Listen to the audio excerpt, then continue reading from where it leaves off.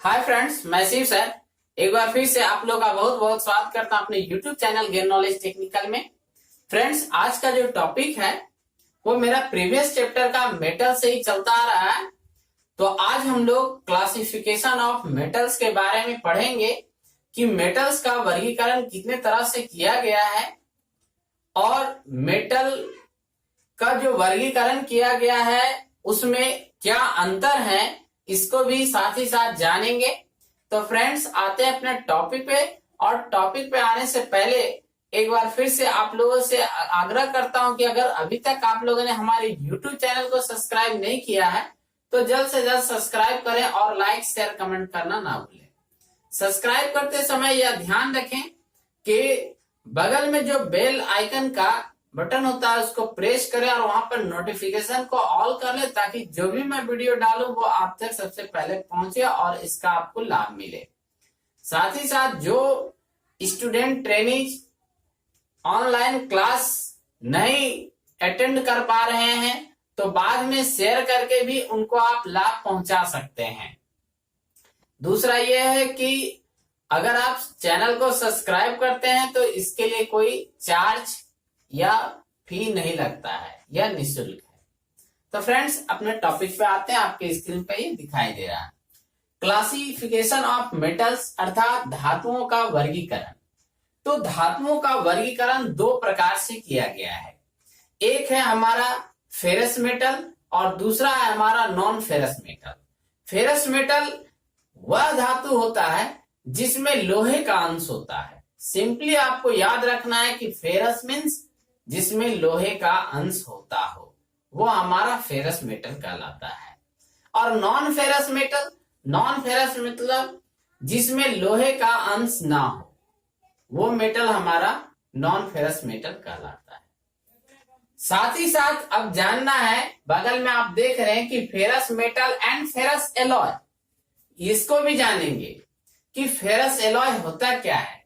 तो देखिए, ferrous metal मतलब लोहे में कुछ मात्रा में दूसरे जो है मिश्रित धातु जब मिलाए जाते हैं, जैसे मैग्नीज हो गया, निकल हो गया, क्रोमियम हो गया, तो वैसे जो हम मेटल जो हमारा बनता है, वैसे जो हमारा फेरस एलॉय मेटल बनता है वो हम लोग फेरस एलॉय मेटल के नाम से जानते हैं।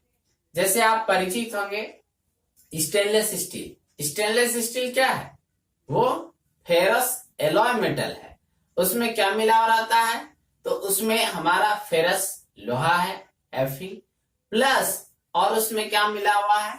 उसमें क्रोमियम या फिर निकल मिला हुआ रहता है, जिसका उपयोग हम लोग खाने पीने के बर्तन, उसके बाद आपको जो सर्जिकल सीजर्स कैंची होते हैं जो चिकित्सा में उपयोग किया जाता है, डॉक्टर के द्वारा इसका उपयोग किया जाता है, वहां पे इसका उपयोग होता है।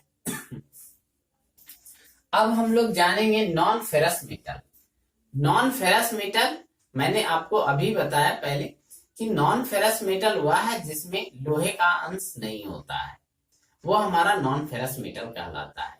जैसे आप लेड ले लीजिए, लेड धातु हो गया। जैसे आप कॉपर ले लीजिए, ब्रास ले लीजिए, तो ये सब क्या है? हमारा नॉन फेरस मेटल है। अब नॉन फेरस एलॉय के बारे में जानते हैं। तो नॉन फेरस एलॉय मतलब जैसे कॉपर हमारा क्या है? वो हमारा नॉन फेरस मेटल है। ऊपर से उसमें मान लिया हम थोड़ा मात्रा में जिंक मिला दिए, तो जिंक भी हमारा क्या है? नॉन फेरस मेटल है। ये दोनों मेटल को जब हम मिला देते हैं एक निश्चित अनुपात में, तो इससे जो हमारा नेक्स्ट प्रोडक्ट बनता है वो मेरा ब्रास बनता है, जिसको हम लोग पीतल के नाम से जानते हैं। ब्रास क्या है कि वो नॉन कोरोजन, मतलब उसमें जंग नहीं लगता है, इसलिए ये क्या होता है? कॉस्टली होता है, कीमती होता है। इसी तरह से जब हम कॉपर में टीन को मिला देंगे तो क्या बन जाएगा? तो वो मेरा ब्रॉन्ज बन जाता है, जिसे हम कांसा बर्तन के रूप में कांसा कहते हैं। जो बर्तन हम लोग कांसे का बर्तन, आप मंदिर में घंटी देखते होंगे या चर्च में जो घंटी लगा, बड़ा बड़ा घंटा जो लगा रहता है वो कांसे का रहता है, तभी वो बहुत अच्छा साउंड उससे निकलता है।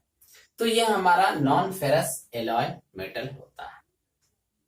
अब इसी तरह मान लीजिए कि copper plus zinc plus tin, अगर ये तीनों को हम मिला देते हैं तो क्या बनता है, तब बन जाता है आपको गन मेटल। इसको हम गन धातु के नाम से जानते हैं। गन धातु का उपयोग आप जानते हैं कि वो जो हमारा राइफल बनता है उसकी जो नली बनी होती है वो गन मेटल की बनी होती है। गन मेटल का वहां इसलिए उपयोग किया जाता है कि जब फायरिंग होती है तो बहुत अधिक जो है वो क्या होता है, जितना फोर्स से वो आगे बढ़ता है उतना ही वो बैक फायर भी करता है, मतलब कि झटका देता है, जिसके कारण बहुत ज्यादा जो है फ्रिक्शन, घर्षण होने के कारण वहां पे हीट जनरेट होता है। अगर मान लीजिए कि हम वहां पे हीट रेसिस्टेंस मेटल का उपयोग नहीं करते हैं तो क्या होगा कि जो गन की नली होगी वो बेंड हो जाएगा, मुड़ जाएगा और फायर नहीं होगा।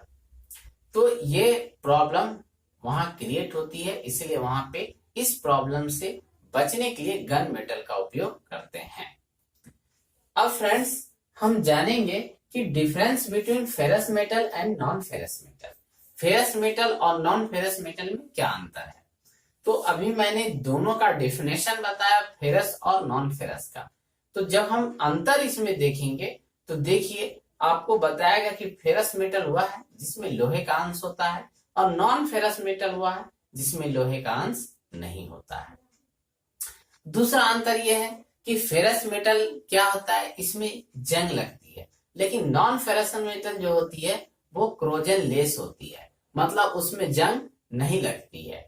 इसके बाद फेरस मेटल जो होता है इसका मेल्टिंग पॉइंट हाई होता है, मतलब गलना। जैसे कि आप कास्ट आयरन का ले लीजिए तो 1250 डिग्री सेल्सियस है कास्ट आयरन का मेल्टिंग पॉइंट। उसके बाद आप रोट आयरन ले लीजिए, उसका 1600 डिग्री सेल्सियस है मेल्टिंग पॉइंट। लेकिन जैसे ही हम लोग जैसे अगर टीन ले लेते हैं तो उसका जो मेल्टिंग पॉइंट होता है वो 230 डिग्री सेल्सियस होता है। तो यहाँ पे आपने डिफरेंस देखा कि फेरस मेटल का जो मेल्टिंग पॉइंट होता है वो हाई होता है और नॉन फेरस मेटल का जो मेल्टिंग पॉइंट होता है वो लो होता है। तीसरा जो है अंतर इसमें यह है कि फेरस मेटल जो होता है हमारा वो कम जंग लगने के कारण वो कॉस्टली थोड़ा कम होता है और नॉन फेरस मेटल जो है थोड़ा कॉस्टली होता है, वो थोड़ा सा कीमती होता है, क्योंकि इसका जो लाइफ होता है लॉन्ग लाइफ होता है, इसलिए ये कॉस्टली होता है।